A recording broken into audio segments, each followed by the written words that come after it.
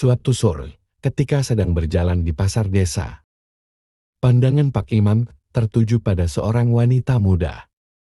Wanita itu bernama Lina, seorang janda muda yang baru saja pindah ke desa Melati. Lina memiliki paras yang menarik, dengan rambut hitam panjang dan senyum ceria. Memikat hati siapapun yang melihatnya. Ia dikenal ramah dan sering bercanda dengan para pedagang di pasar. Saat itu, Lina tampak kebingungan mencari sesuatu di antara deretan kios.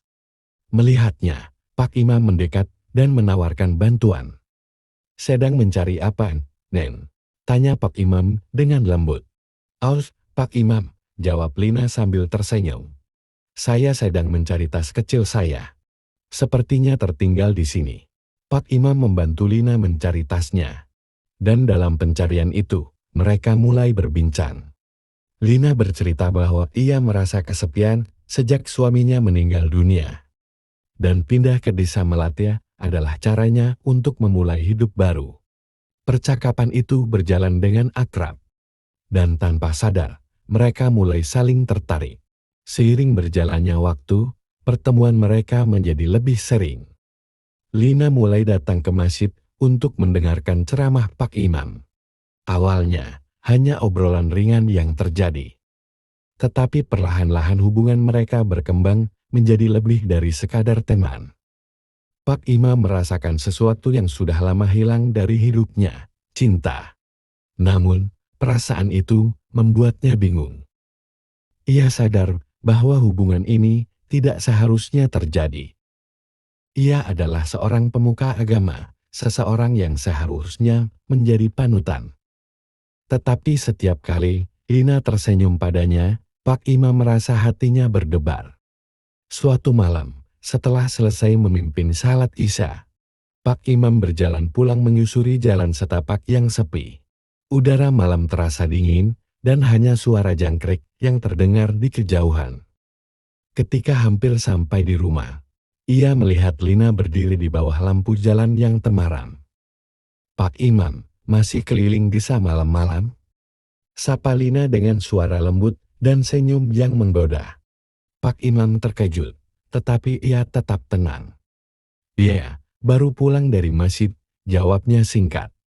Lina mendekat. Jarak mereka kini hanya beberapa langkah. "Kadang-kadang, kita butuh seseorang untuk menemani," bisik Lina pelan. Pak Imam merasa hatinya bergetar. Malam itu, ia tidak bisa menolak ajakan Lina untuk mampir ke rumahnya. Di dalam rumah Lina yang sederhana, mereka berbincang lebih dekat, berbagi cerita dan tawa. Hingga tanpa disadari, hubungan mereka melampaui batas. Pak Imam tahu bahwa yang dilakukannya adalah sebuah kesalahan besar. Namun, perasaan cintanya pada Lina begitu kuat hingga ia sulit melepaskannya.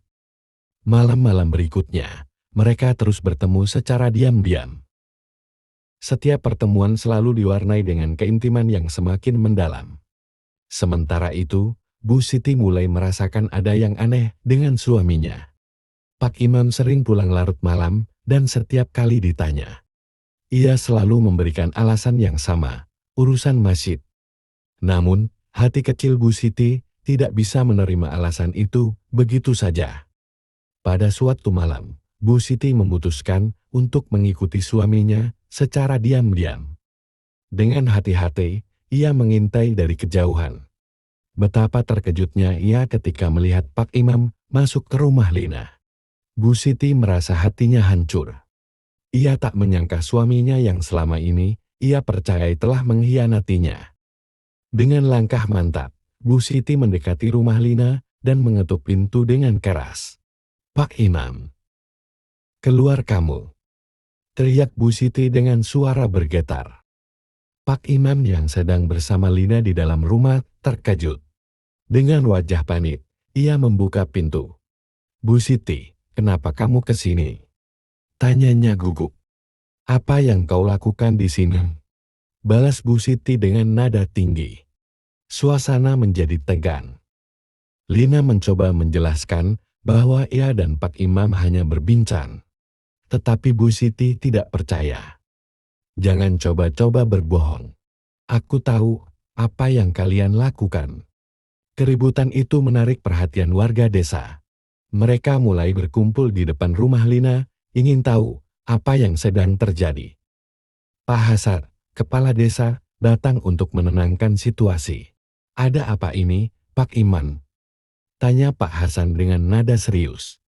Pak Imam tidak bisa menjawab. Ia hanya menunduk, merasa malu. Warga mulai berbisik-bisik, dan beberapa di antaranya terlihat marah. Seorang pemuka agama tidak seharusnya berbuat seperti ini, kata seorang warga. "Betun, ini mencoreng nama baik desa," seru yang lain. Pak Hasan memutuskan bahwa masalah ini harus diselesaikan di depan umum. Ia mengajak semua pihak untuk berkumpul di balai desa. Di sana, Pak Imam diminta menjelaskan perbuatannya. Dengan suara bergetar, Pak Imam mengaku bahwa ia telah menjalin hubungan dengan Lina. Warga yang mendengar pengakuan itu merasa kecewa dan marah.